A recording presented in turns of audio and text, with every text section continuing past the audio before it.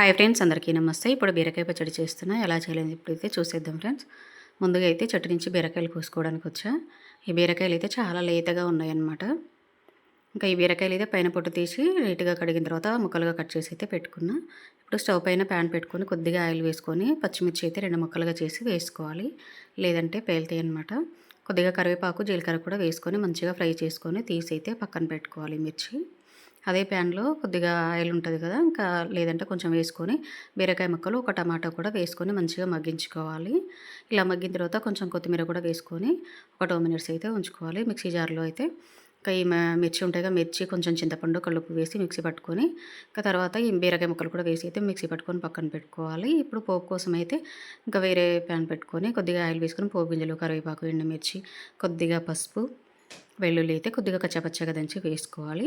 కొంచెం ఇంగువ కూడా వేసుకొని పోపు అనేది పచ్చడిలో కలుపుకుంటే వేడి వేడి అన్నంలో